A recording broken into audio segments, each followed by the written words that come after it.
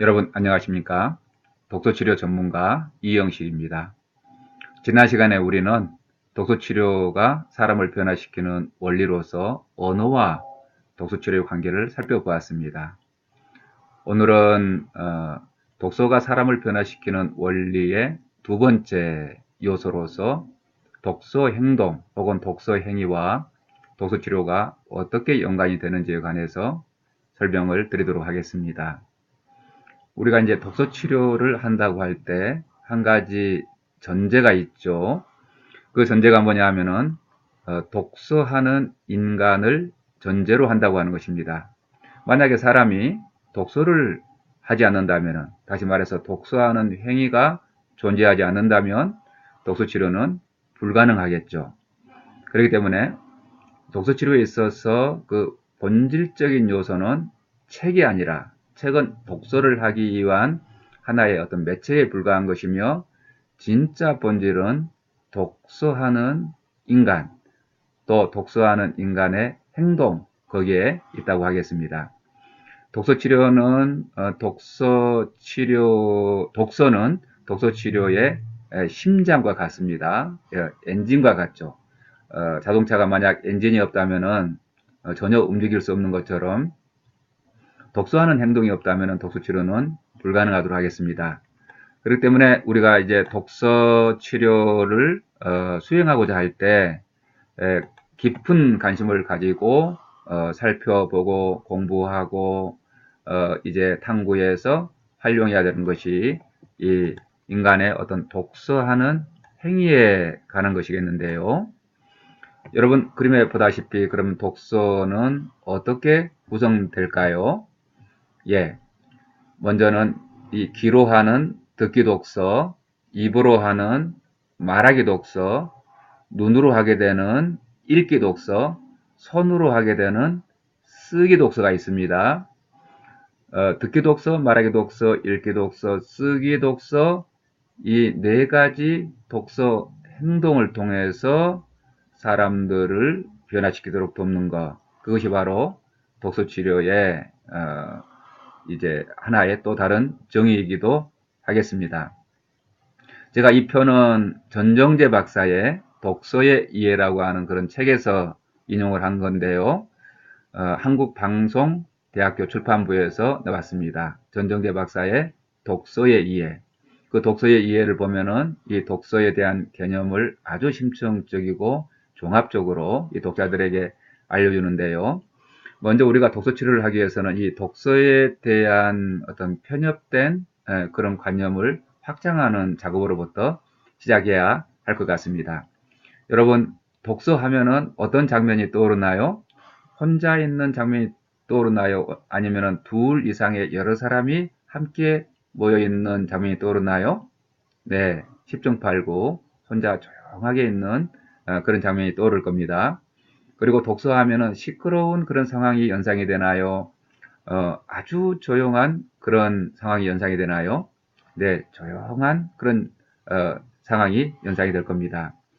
우리의 독서 개념이 그러므로 말미암아서 어떻게 지금 좁아졌냐 하면은 여기 여러분 표에 보시다시피 눈으로 하는 독서, 다시 말해서 묵독으로 대단히 이 개념이 좁아져 있는 것을 알 수가 있습니다.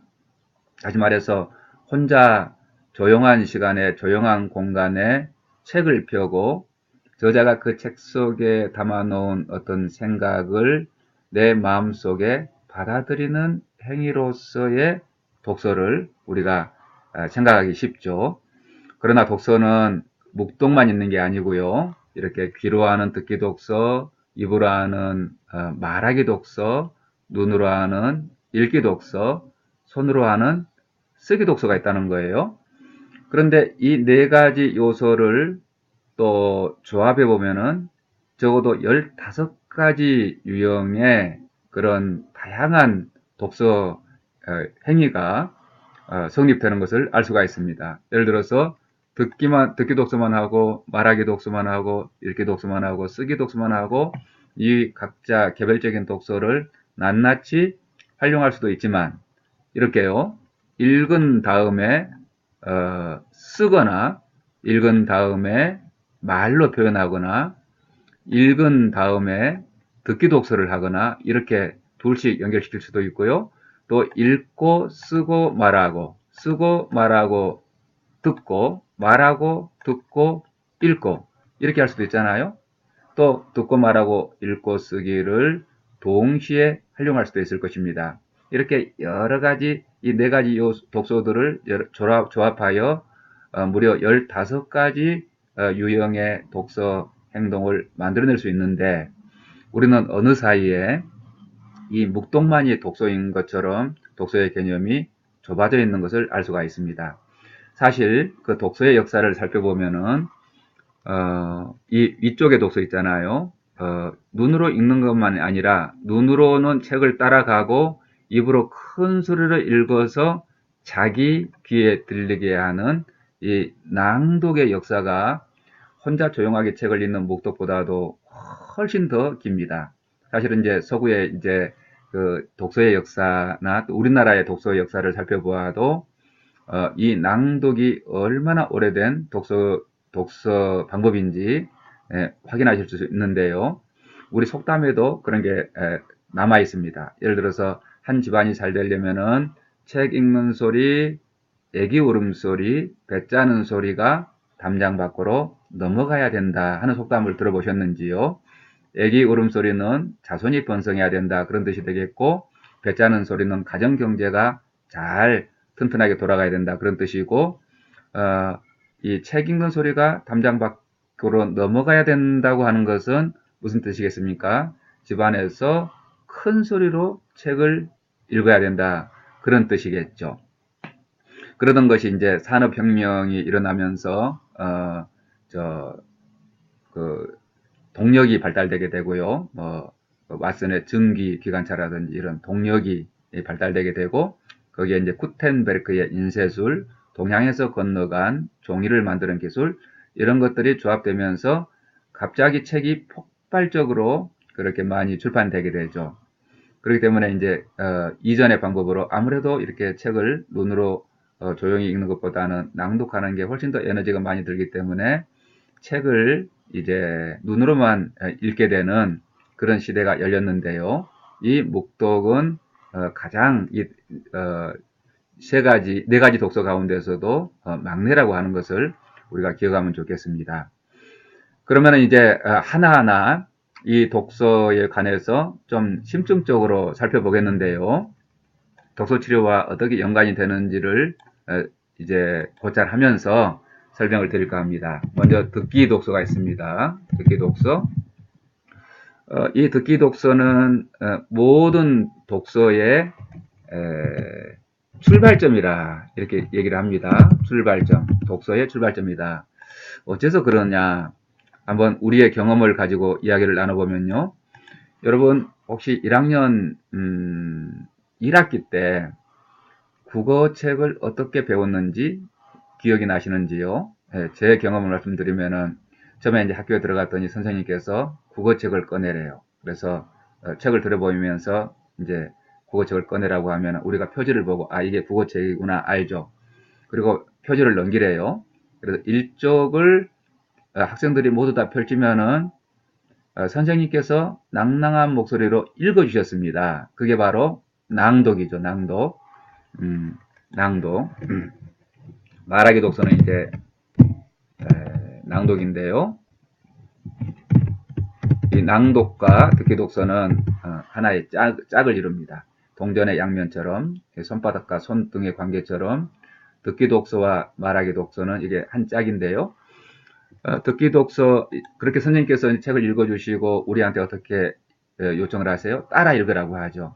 저는 이제 국어책이 어머니 우리 어머니 아버지 우리 아버지 이렇게 되었던 걸로 기억이 나는데요. 그래서 곧잘 따라 읽게 되면은 이제 1번을 이렇게 세워가지고 1번 아무개 1쪽 읽어보겠니? 그러면은 그 1번이 일어나서 어머니 우리 어머니 아버지 우리 아버지 이렇게 글읽기를 배웠던 것입니다. 그런데 비단 1학년만 그러는 게 아니고 우리가 성인이 되어서도 나에게 전혀 낯선 그런 외국어를 배울 때 러시아라든지 중국어라든지 뭐 아랍어라든지 이런 낯선 언어를 배울 때도 똑같이 우리가 듣기 독서를 통해서 그 언어로 된 독서의 세계로 들어갈 수가 있는 것입니다. 그렇죠? 그래서 듣기 독서는 모든 독서의 출발점이다.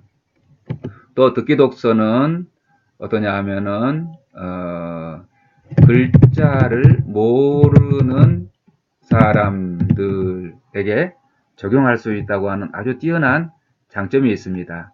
우리가 이제 독서를 이제 엔진으로 해서 실제로 사람들의 성장과 치유를 도우려고 하다 보면은 그중에는 글을 못 읽는 사람, 또 책 보기를 정말 싫어하는 사람들, 문자 자체를 싫어하는 그런 사람들도 만나게 되잖아요. 또 문자를 이해는 하지만 어떤 그 신체적인 너무 그 한계 때문에 체력이 떨어져 가지고 글리기가 어려운 사람들, 그런 사람들을 굉장히 많이 만나게 될 텐데요. 그런 사람들을 위해서 이렇게 낭독을 활용하고 듣기 독서를 경험시키면은 갑자기 이 독서 치료의 대상이 비약적으로 넓어지게 되는 것을 경험할 수가 있습니다. 또 듣기 독서는 어떠냐 하면은 에너지가 적게 들어서 이게 즐거운 경험이 돼요. 즐거운 경험이 된다. 낭독을 저는 뭐라고 보냐면은 이제 연주하는 것이다. 책을 연주하는 것이다. 그렇게 보는데요. 그래서 제가 연주 독서라 하는 그런 개념을 곧잘 활용합니다. 그러면은 누군가가 낭독을 통해서 책을 연주하게 될 때에 그것을 듣는 사람은 감상하는 그런 독서가 되겠죠. 그래서 이제 감상 독서 이렇게 될까요? 네, 감상 독서 제가 여기다 한번 써보겠습니다. 낭독이 연주라면은 듣기 독서는 감상하는 것이기 때문에 감상 독서. 그런데 이 책을 읽어주는 사람마다 다 다른 돈으로 다른 경험을 실어서 이제 낭독을 하기 때문에 이 세상에 그 누구도 똑같은 낭독을 하지는 않겠습니다.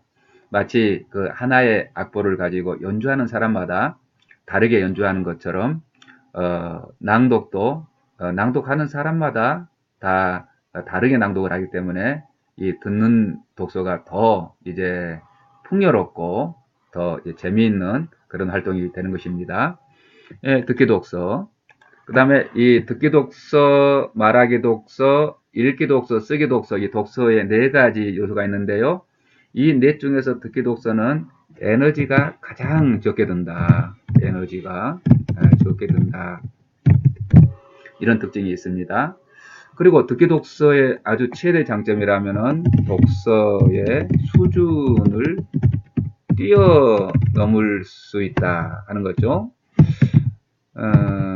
아이들에게 스스로 책을 읽으라고 그러면은 내가 만약에 3학년 정도의 독해 수준을 가지고 있다면은 그 3학년 국어책보다도 더 쉬운 책을 선택할까요? 똑같은 수준의 책을 선택할까요? 어려운 책을 선택하는 경우가 많을까요? 그렇죠. 혼자 책을 읽는 것은 굉장한 어떤 에너지와 스트레스를 받기 때문에 자기 독해력보다 더 낮은 수준의 책을 읽을 가능성이 높겠죠. 그런데 만약에 촉진자나 교사나 부모나 선생님들이 학생들에게 책을 읽어줄 때는 그 아이들의 독서 수준에 훨씬 지나친 것들도 읽어줄 수가 있는 거예요. 그러면은 그 아이들은 이제 듣기를 할 수가 있고요. 그 가운데서 이제 어려운 단어를 물어보면서 이해할 수가 있겠죠. 그래서 듣기 독서는 독서의 수준을 뛰어넘을 수가 있다 하는 것입니다. 자, 그러면은 이제 독서, 말하기 독서, 낭독에 대해서 좀 이야기를 해보겠습니다. 듣기 독서와 말하기 독서는 한 짝이다. 듣기 독서와 짝을 이루어, 그렇죠? 짝을 이루어, 말하기 독서, 즉 낭독은 책을 연주하는 행위이다. 그렇죠? 연주하는 행위다. 그러므로 책을 읽는 사람마다 다 다르게 읽는 것이다. 여러분, 특별히 이제 제가 독서 치료를 강의할 때 여러 권의 책을 읽어 드릴 텐데요. 남자 어른의 목소리로 어떤 책을 읽는 그 경험을 한번 해보시기 바랍니다. 굉장히 아주 신선하고 특이한 그런 경험이 될 것이고요. 제 강의를 들은 분들은 제가 책을 읽어주는 그런 그 목소리가 오래 마음속에 기억이 된대요. 이처럼 낭독하기. 그리고 이제 낭독은 어떤 특징이 있느냐 하면은 한 사람이 여러 명의 청취자를 상대로 할 수 있다 하는 것이죠. 옛날에 이제 책이 아주 귀했을 때는 다 베껴 쓰지 않았겠습니까? 가죽종이나 파피루스나 이런 데 베껴 썼는데요.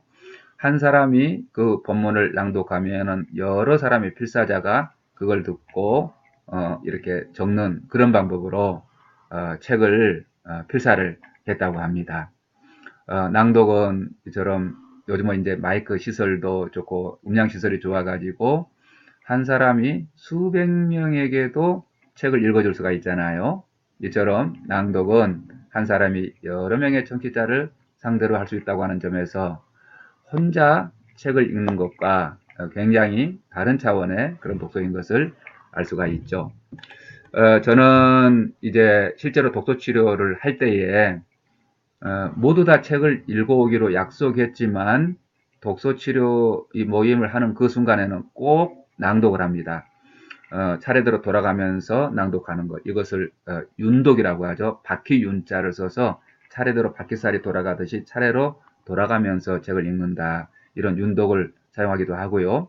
또 지도자인 제가 책을 어떤 특정한 부분, 두꺼운 책은 그 책의 핵심이 담겨있는 재밌는 부분을 몇 페이지 읽어주는 방식을 쓰기도 하고, 또 어떤 경우에는 아주 목소리가 좋은 분에게 이제 부탁을 해서 그 텍스트를 읽기도 하고, 또 때로는 합독이라 그래가지고요, 하나의 어떤 좋은 구절을 전체 목소리를 합쳐서 읽어보기도 하죠. 특별히 시와 같은 그런 짧은 텍스트는 함께 낭송하면은 에너지가 모아지고 서로 기운이 나고 참 괜찮더라고요. 이처럼 낭독을 대단히 많이 사용하는데요. 심지어는 어떠냐 하면은 매뉴얼과 같은 어떤 감정이 실려 있지 않은 그런 매뉴얼 있잖아요. 뭐 여러분 냉장고를 사게 되면은 뭐 냉장고를 사용하는 그런 매뉴얼이라든지 자동차를 구입하게 되면은 자동차를 어떻게 운영하는지 그런 매뉴얼이라든지 심지어는 음식을 하나 만드는 레시피도 매뉴얼이잖아요. 이 매뉴얼도 낭독하면 재미있는 경험이 돼요.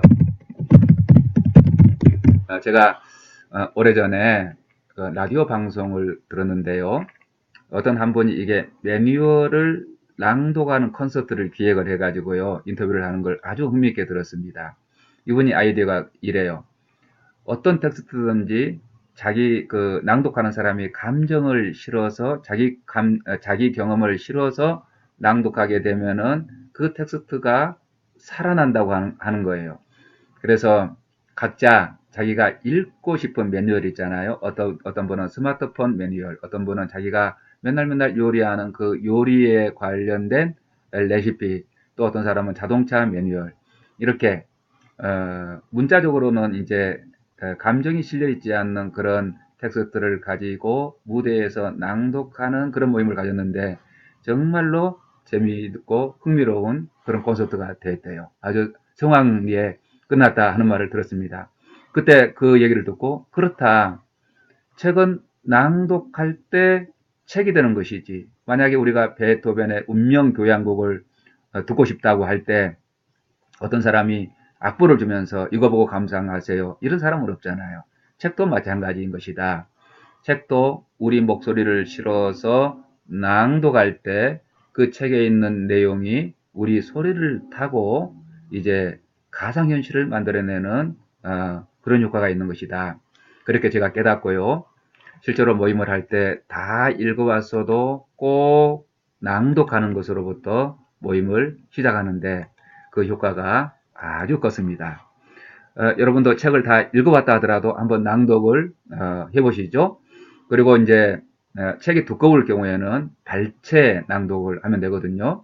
예를 들어서 두꺼운 책이다 그러면은 이 책의 저자, 이 책의 어떤 주제, 대충의 책의 어떤 얼개를 이야기한 다음에 이 책에서 가장 중요한 핵심이 담겨 있는 본문을 한 몇 쪽 이렇게 낭독을 하는 것으로 모임을 시작하면은 굉장히 활발한 그런 상호작용이 일어나고, 때로는 혼자 그 책을 읽을 때는 잘 이해하지 못한 것도 모임에 와서 그 지도자가 그 책에 대해서, 주제에 대해서 설명을 해주고 중요한 부분을 짚어주고 몇 페이지를 낭독할 때에 그 책이 이해됐다고 하는 그런 사람도 많아요. 심지어는 우리 그룹에는 어떤 사례까지 있었냐 하면은, 제가 이제 책을 읽어주는 것이 너무나도 이제 즐거운 경험이 돼가지고요. 그림책과 이제 어떤 고전 문학, 자가치료서 이런 것들이었는데요. 일부러 책을 안 읽을 것인데요. 왜냐하면은 귀로 이제 듣기 독서를 하고 싶어 가지고요.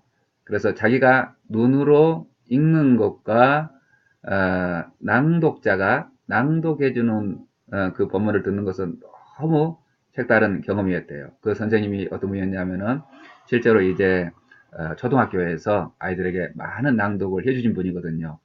그런데 본인이 낭독할 때는 경험하지 못했던 그런 독서를 이제 듣기 독서를 통해서 이렇게 새롭게 감동을 받게 된다고 합니다. 그래서 여러분, 이 듣기 독서와 낭독 열심히 활용해 보시기 바랍니다. 자, 그 다음에 어떤 독서가 있나요? 예, 그 다음에는 우리가 말하는 묵독이 있죠. 묵독. 묵독은 눈으로 하는 독서. 더 이상 설명드리지 않아도 되겠죠? 그런데 이 네 가지 독서 있잖아요. 듣기 독서, 말하기 독서, 읽기 독서, 눈으로 하는 읽기 독서, 쓰기 독서 가운데 제 경험으로는 묵독이 제일 힘이 약한 것 같아요. 저는 종종 책을 사놓고 밑줄도 긋고 또 책 속표지에다가 요약도 하고 또 감동을 받아갖고 이 책 좋다 생각하고 다 읽고 나서 책장에 꼽아놨는데 세월이 흐른 다음에 그걸 내가 읽었다고 하는 사실조차 잊어버리고 책을 또 사는 경우가 상당히 많이 있습니다. 그래가지고 우리 아내에게 따가운 눈총을 받고는 하죠. 그런데 심지어는 세 권까지 사는 경우도 있어요. 그때마다 제가 생각합니다. 이게 혼자 책을 읽는 것이 얼마나 힘이 약한 독서인가. 물론 전혀 읽지 않는 사람보다 100번 낫겠지만은 묵독은 힘이 매우 약한 거구나. 그렇게 제가 생각합니다. 그래서 이제 묵독만 하지 말고 혼자 책을 읽고 나서 읽을 때조차도 중요한 텍스트는 낭독을 하고 다른 사람이 낭독하는 것을 듣고 묵독에서 그치지 말고 자기 생각을 책이나 노트에다가 쓰는 독서 있잖아요. 묵독을 다른 독서와 결부시킬 때에 강력한 독서가 된다 하는 게 저의 체험이기도 합니다. 그 다음에 이제 손으로 하는 쓰기 독서가 있죠. 예, 손으로 하는 쓰기 독서. 여기다 써보겠습니다. 쓰기 독서. 예, 쓰기 독서. 쓰기 독서는 이제 문자 그대로 손으로 하는 거죠. 생각만 하는 것은 아직 쓰기 독서가 아닙니다. 단 한 단어, 한 문장, 한 문단이라도 손으로 지면에다가 혹은 타이핑해서 문자 형태로 내 생각을 담아낼 때 그걸 우리는 쓰기 독서라고 합니다. 제가 아는 어떤 유명한 작가는 하루에 8시간 꼬박꼬박 글을 쓰신다고 하더라고요. 제가 그 말에 상당한 어떤 도전을 받았습니다. 이게 전문적인 작가라고 하는 것은 글을 써내는 사람이구나. 그냥 생각만 하는 사람이 아니라, 그냥 읽기만 하는 사람이 아니라, 듣기만 하는 사람이 아니라, 단 한 줄, 단 한 단어라도 종이에다가 자기의 생각을 단어와 문장과 문단으로 써내는 사람이 바로 작가로구나. 그걸 깨달은 적이 있었는데요.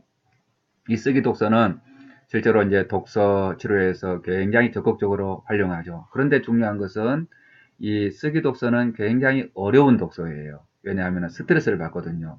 그렇기 때문에 대단히 주의 깊게 이렇게 코치가 들어가야 된다는 것입니다.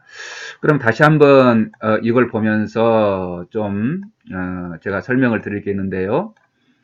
여기 여러분 보시면은 이 독서가 이게 여러 가지로 분류가 되는 걸 알 수가 있잖아요. 듣고 말하기를 구두 언어, 구두는 입으로 하는 독서라는 뜻입니다. 구두 언어라고 하고, 여기 읽기 쓰기를 기록 언어 혹은 문자 언어라고 분류할 수가 있습니다. 그런데 구두 언어가 훨씬 더 오랜 역사를 가진 그런 언어겠죠. 우리가 이제 한 5천여 년 전에 문자를 가지고 이제 기록하기 시작하면서 역사 시대가 열리지 않았겠습니까? 이 기록 언어, 이 구두 언어를 선천적인 언어, 다시 말해서 기만 이상이 없으면 누구든지 자연스럽게 말을 배울 수 있기 때문에 선천적인 언어라 하고, 이 기록 언어는 혹은 문자 언어는 후천적인 언어라고 하는데, 아무리 나이가 많아도 읽고 쓰기를 배우지 않으면 활용할 수 없는 언어이기 때문에 그렇습니다. 그래서 구두 언어보다는 기록 언어가 훨씬 더 익혀서 활용하기에 에너지가 많이 들고 시간도 많이 들고 힘이 드는 것이죠. 또 한편 이렇게 분류해 보겠습니다. 여기 듣기 말하기, 듣기 읽기, 이걸 수용 언어라고 그렇게 분류를 해요. 정보를 받아들이는 것이죠. 귀를 통해서 받아들이고 눈을 통해서 받아들이고 수용 언어. 그리고 여기를 표현 언어라고 불러요. 말하기, 쓰기, 말과 쓰기로 표현을 하는 거죠. 그런데 제가 실제로 이제 독서 치료 현장에서 경험한 바에 따르면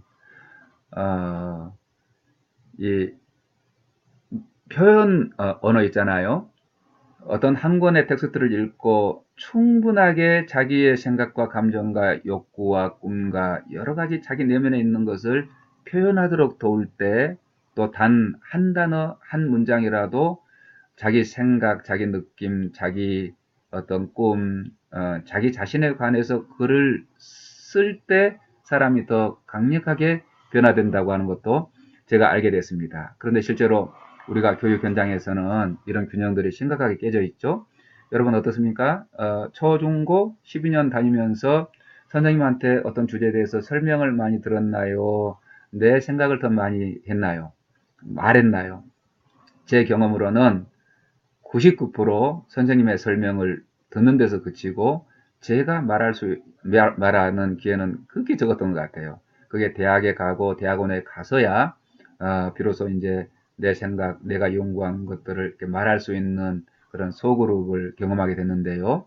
우리 학생들이 지금 공부하는 상황은 좀 더 나아지기는 했지만, 지금도 듣기를 많이 하느냐, 말하기를 많이 하느냐, 혹은 균형 있게 50% 50% 하느냐 이렇게 물어보면은 필시 설명을 많이 듣는다고 할 것 같습니다.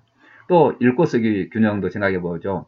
여러분 지금까지 많은 어떤 텍스트를 읽어냈습니까? 읽은 만큼, 아니 그 10분의 1이라도 내 생각을 써서 어떤 인터넷 공간이나 혹은 자기 노트나 혹은 책이나 이렇게 발표를 하셨나요? 예, 그렇죠. 대부분 읽기를 많이 하고 자기 생각, 노트 필기 말고요. 노트 필기는 듣기의 한 수단이기 때문에 자기의 생각, 자기의 감정, 자기에 관한 것을 어떤 쓰는 것은 굉장히 약한 걸 알 수가 있죠. 그런데 실제로 독서치료 현장에서는 적당히 읽히고 적당히 읽고 우리 삶을 거울처럼 반영하는 그런 마중물로서 읽기를 하고 많이 말시키고 한 단어라도 써서 그 쓴 것을 발표하게 할 때 사람들의 아주 강력하게 변화된다고 하는 것을 제가 체험하게 됐습니다. 그래서 독서치료를 저한테 정의하라면은 적당히 읽히고 많이 말시키고 써서 발표하게 하는 것이다. 그리고 그렇게 누군가가 말하고 그렇게 쓴 걸 발표하는 것을 듣고 그걸 마중물 삼아서 또 내 얘기를 해보도록 시키는 것이다. 그렇게 정의를 할 수가 있겠네요. 자, 그러면은 이제 네 가지 독서와 독서 치료가 어떻게 접목이 되는지에 대해서 개괄적으로 설명을 들었는데요. 여러분도 이 네 가지 종류의 독서를 하나하나 깊이 탐구하고 또 그 속성을 이해하고 상황에 맞게 대상에 맞게 활용하는 능력을 계속 개발해 나가시면은 우리는 비로소 아하 독서 치료의 전문가로구나 이렇게 인정을 받을 수 있을 겁니다. 그런데 최근에 들어서 이 네 가지 독서 외에 제5의 독서가 주목을 받고 있는데 그것은 토론 독서가 되겠습니다. 누군가가 이제 공독이라고 하는 이름을 붙여놨는데요. 이 공은 함께 공자, 독은 읽을 독자 그렇게 되겠습니다. 이 공독, 함께 토론 독서. 이 토론 독서는 어째서 이제 강력하냐 하면은 듣기 독서, 말하기 독서, 읽기 독서, 쓰기 독서를 모두 다 통합해서 활용할 수 있는 그런 안전한 장을 열어주는 것이기 때문에 아주 강력한 독서가 돼요. 이 토론 독서는 이제 제가 다음에 강의할 독서 공동체와 아주 밀접한 관련이 있기 때문에 그때 좀 더 심층적으로 이야기를 해보도록 하겠습니다. 그래서 독서의 종류, 듣기 독서, 말하기 독서, 또 읽기 독서, 쓰기 독서, 토론 독서까지 이 5가지의 독서에 대해서 말씀을 드렸고, 우리는 이 5가지의 독서를 마치 자동차의 엔진처럼 활용해서 우리가 가고자 하는 그런 길을 가게 된다 하는 것을 말씀드리겠습니다. 자, 이제 좀 주제를 바꿔가지고요. 그러면 독서의 능력은 도대체 어떻게 발달되는 것인가? 이 독서 능력의 발달에 관해서 여러분한테 좀 설명을 드려보겠는데요. 무엇보다도 독서 능력은 독서의 정의적 영역과 독서의 기술적 영역이 있다고 하는 것을 꼭 이해하셨으면 좋겠습니다.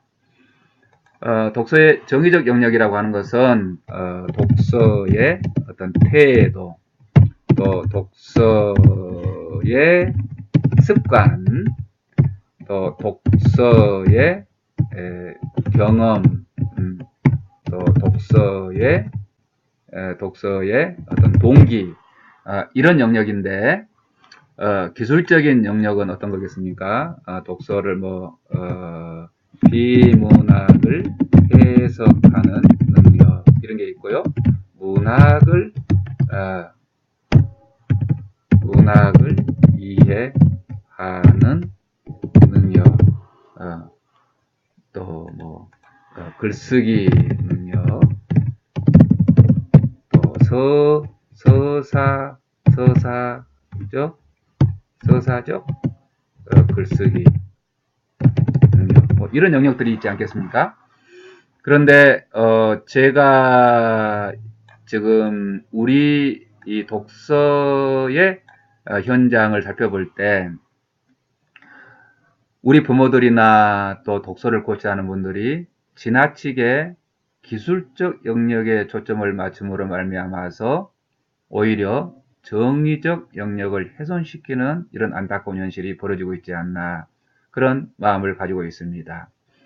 예를 들어서 아이들한테 독서장을 기록해라, 책을 한 권이라도 더 읽어라, 또 읽은 것을 어떤 보고서를 쓰고 무슨 평가 그 시스템에 올려서 어떤 수행 평가를 받고 이런 걸 볼 때 이제 기술적 영역에 너무 초점을 맞춘 나머지 오히려 아이들이 독서에 어떤 치이게 만든다고 할까요?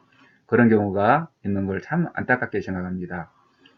그거보다는 이 가정에서나 또 독서치료 상담자들이 아주 신경을 써서 해야 될 일이 그 대상자들이 아이들이든지 혹은 어른들이든지 상관없이 이 독서의 정의적인 영역, 다시 말해서 독서하고 싶은 마음이 일어나도록 가슴에 불을 지르고 평생 동안 독서하는 습관을 가지도록 이제 돕고 이 독서의 경험이 너무 행복하고 즐거운 경험이 될 수 있도록 끊임없이 이렇게 격려하고 그런 장을 만들고 촉진을 한다면은 그 결과로서 이 독서의 기술적인 영역은 자연스럽게 따라가는 영역이다.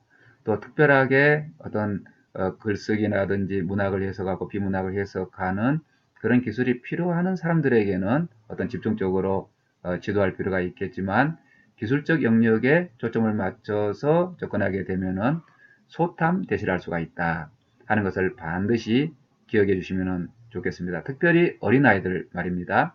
이 어린아이들에게 있어서 이 독서의 정의적인 영역은 너무나도 중요한 것입니다. 그러고 보니까 저는 초등학교 시절에 좋은 선생님을 만나서 이 독서하고 싶은 그런 강한 마음과 습관이 들어진 것 같아요. 제 경험을 이야기해 보면은 초등학교 제가 뭐 한 3학년 때쯤 되는 것으로 기억합니다만은 그 옛날에 저희 담임 선생님께서 어, 하루에 수업이 시작되기 한 10분, 20분 시간을 내 가지고 재밌는 동화를 읽어주기 시작하셨어요. 뭐 이솝우와 프랑스 동화, 뭐 미국 동화, 우리나라 전래 동화 이런 것들을 책을 읽어주기 시작했는데 또 이 선생님께서 아이들의 심리를 잘 알잖아요. 그래가지고 아주 재미있고 아슬아슬한 부분에서 딱 멈추시고 내일 읽어줄게 그러시는 거예요. 제가 이제 자랄 때만 해도 어떤 미디어가 발달되지 않았기 때문에 그 선생님이 읽어주시는 그 이야기, 그 이야기가 너무 재밌어가지고 다음 수업 시간이 기다려지는 거예요. 그러기를 몇 개월 하시더니 드디어 선생님께서 이렇게 말씀하시는 거죠. 얘들아, 이 책 두꺼운데 재밌었지? 이거 몇 학년 몇 반 교실 옆에 가면은 도서실에 있다. 그 도서실에 이 책 있다. 또 다른 책도 많다. 그러시는 거예요. 그래서 제가 쏜살같이 가보니까 거기에 너무너무 재밌는 책들이 많이 있었던 것입니다. 여러 가지 동화를 비롯해서 뭐 위인전기. 그런데 또 그 책을 빌려줘요. 그러면 제가 거기에서 책을 빌려가지고 호롱불 밑에서 그 책을 읽다가 책을 읽으면은 이제 상상이 되잖아요.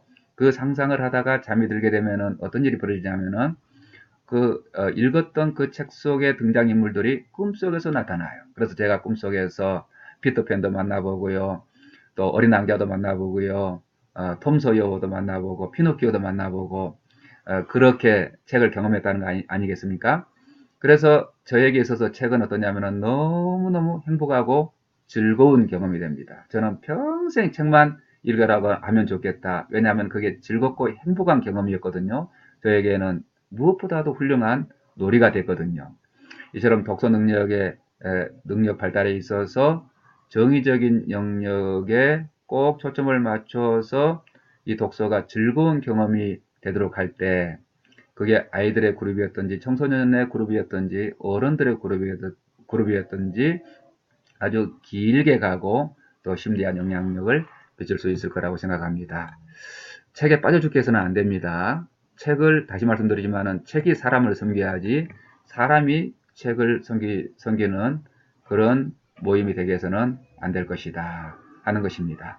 자, 이렇게 이제 독서와 독서 치료의 관계를 설명을 드렸고 그 독서 치료와 독서와 독서 치료의 어떤 유형의 관계에 대해서 마지막으로 설명을 드려보도록 하겠습니다.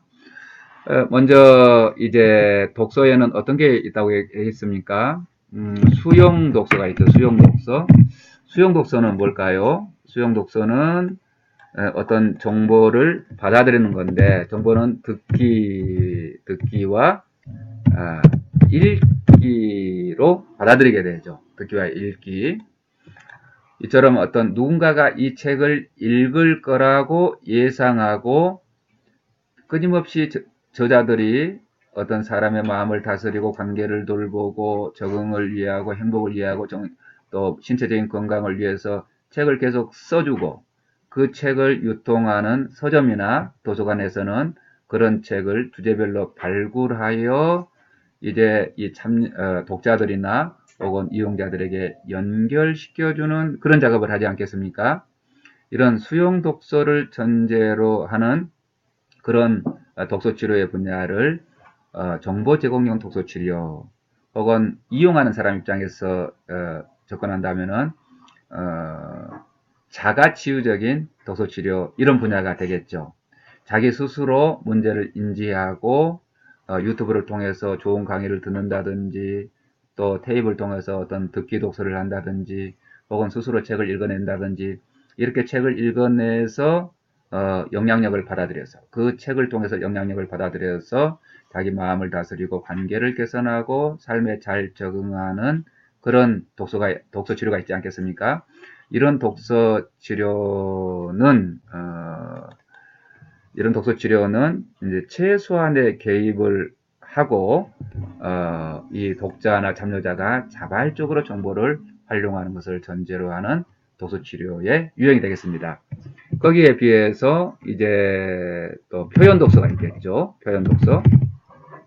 표현 독서는 어떻게 하는 것입니까? 예, 말하기와 글쓰기로 자신을 표현할 수가 있겠죠.